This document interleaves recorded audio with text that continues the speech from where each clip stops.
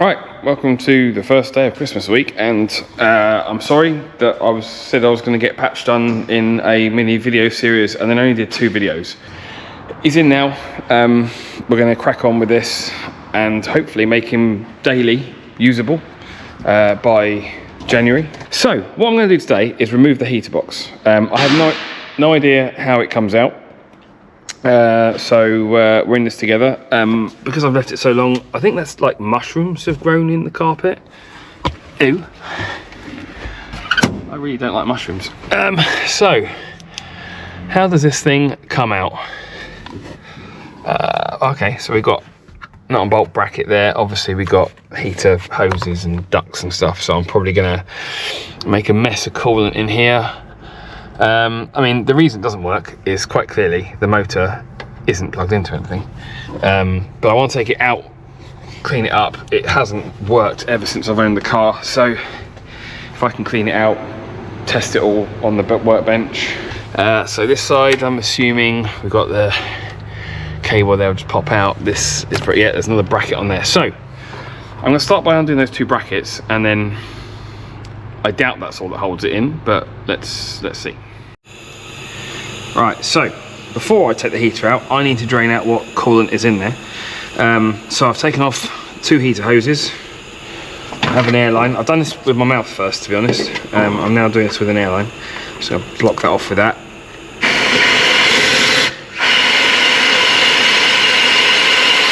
Most of it's actually come out. What is left in there appears to be pretty dark and grim, so hopefully that is clear. I'm half tempted, in fact I might actually run some water through it now. There we go, it's starting to come through.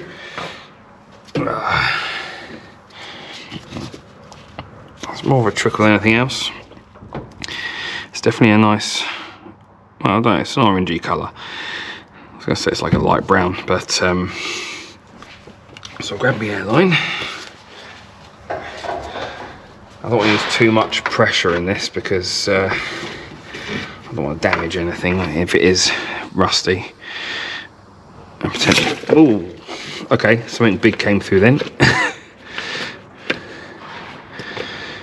I have put a drip tray under the car as well, I might add. Right, let's, there we go, look at that. We'll have a look in a minute and see what lumps came out. Let's see if there's any. Well, there are some bits in there. There are some lumps. That's just where the coolant, I think, has sat in it for so long.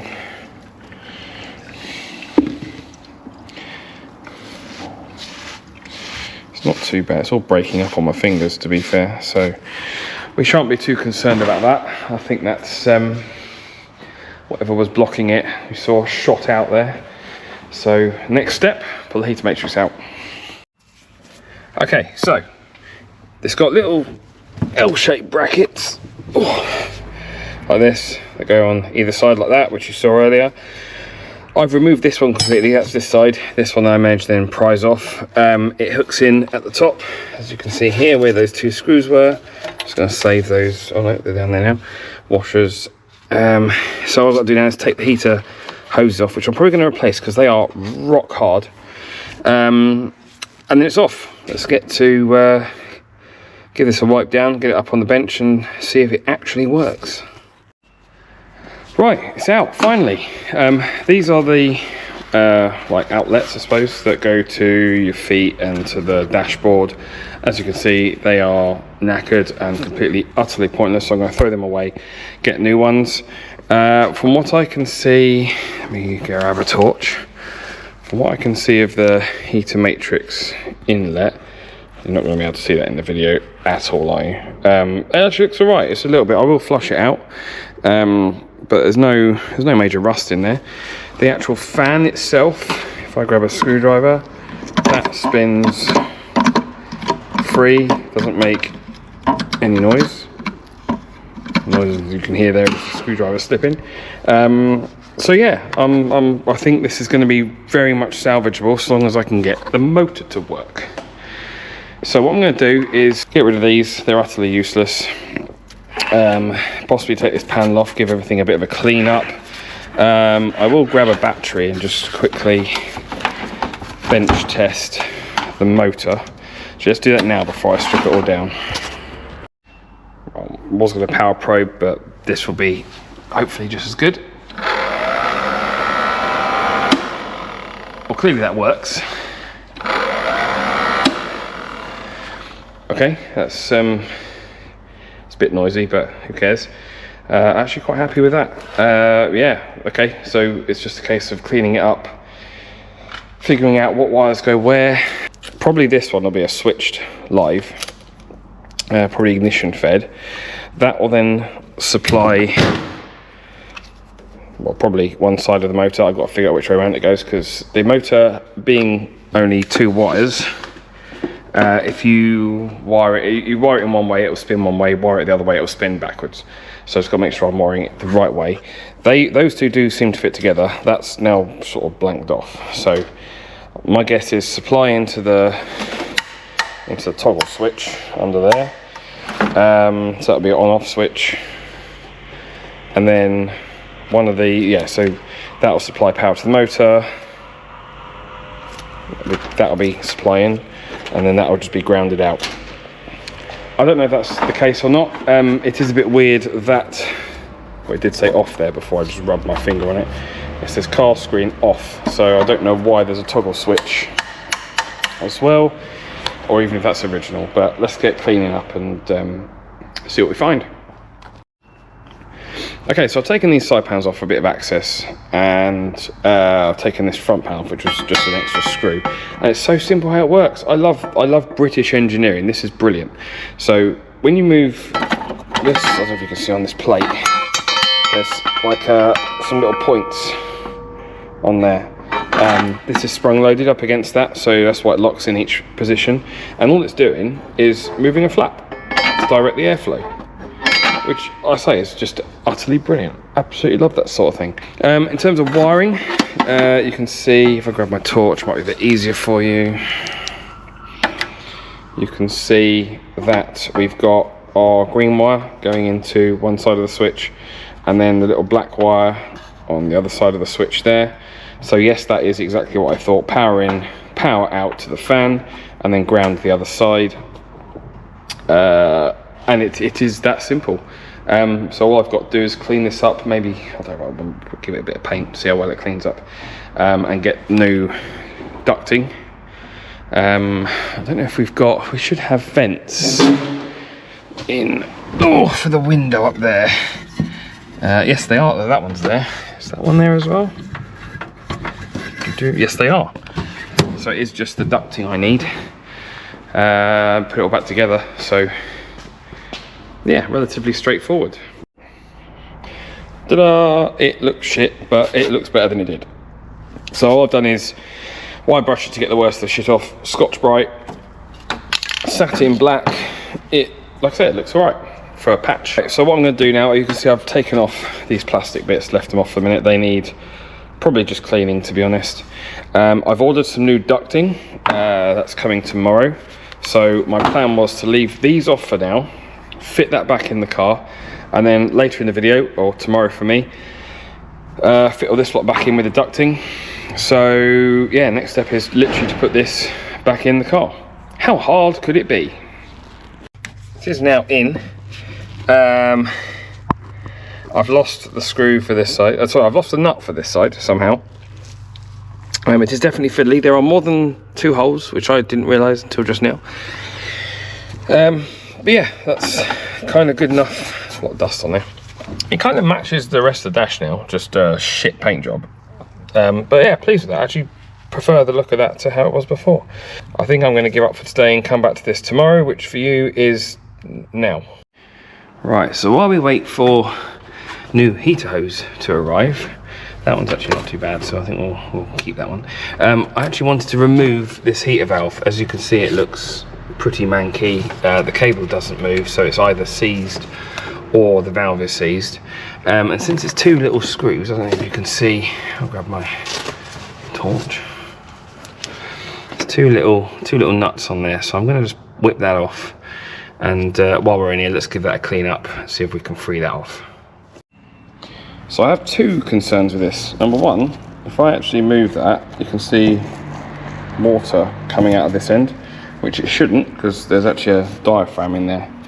There you go. If I do that, if you can get the camera focus on it, you can see that. So it may be that this is complete junk, but also that end is completely blocked. So I'm going to fish that out. I don't know what that is in there either. It's like a, don't know. I'm going to fish that out and see if we can give this a wire brush. It might be that I can actually pull this apart, but I don't know. Can't quite see how it comes undone just yet, but I'd imagine it's sort of pressed together. But let me give it a good clean up, clean that out and see where we're at. Well, that's about as clean as I'm going to get it without spending any time on it. You can't really see from here, but the inside's all cleaned out. You can actually see through the hole there. It's a little bit of corrosion there, a little bit of chip in the metalwork. And if we go to the car, the heater cable moves, so it should just be a case now. Put it all back in. I still think I did fill it up with some fluid, with some cleaning spray, and it was still leaking out of here. So I think there's going to be a small leak from there. So it probably will need a new valve. But for now, I can put it in, and it should actually work. Hopefully, I am having trouble sourcing these. So I've actually measured the diameter, and I've got some different hose coming today, and the actual ducting, this, which as you can see is broken, so this is supposed to run through the bulkhead, through that giant gaping hole, and I think down there or somewhere around here, nope, to there, sorry, where there's a grill, but at the moment that hose, that ducting is unavailable anywhere. So that one I've got reaches to here, so I'm just going to put up with engine fumes for now. It's not the worst thing that'll happen. At least I'll know when I've got a fuel leak, because I'll be able to smell it. So I'm going to put this back together, connect up my new heater hose. I've got one here, there's another one on its way, and yeah, we'll see if we've got heating in the car. Right, all back together. This is currently permanently wired in. Just for now, it's wired to the back of the ignition switch. I obviously will sort that out properly once I replace with my new ignition switch, because this one's a bit temperamental. Oh, but it starts on the button, so let's just check for leaks.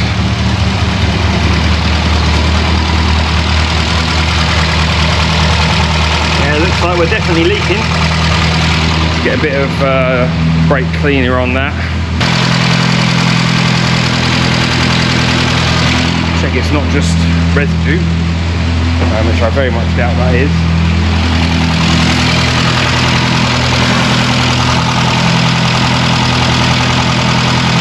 Oh, I don't know, could be. Interesting.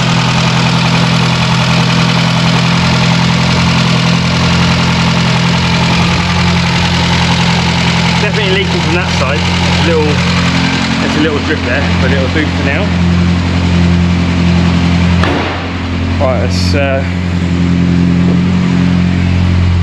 let's see if we've got any heat. Oh, I've got heat. Wow, it's only initial. There's only an initial bit of heat, but let's back her out and then see if there's any more. Leave it running for a bit. Why am I? Oh, I thought I had a brake bind. Possibly just a flat tyre. I don't know, I'm looking at mirrors. Mirrors don't actually work. Well, I say they don't work. I don't have any mirrors. That's how long I've driven this for. Not driven this for. Oh, the steering's got heavy. It's definitely a front tyre that's flat. Well, there we are. Right, so that's actually surprisingly warm. And we're still not, we're still not quite up to temp yet. The needle is slowly moving up, but that's definitely got heat in it. Wow, job well done. Actually, if I check, so if I pull that, it doesn't like to be pulled. Oh, it does go a bit cooler. It's not cold, then that should be heat on. To be honest, I'm quite happy if there's just some heat in here. I will just double check. Just check the tap, the valve, see if it is.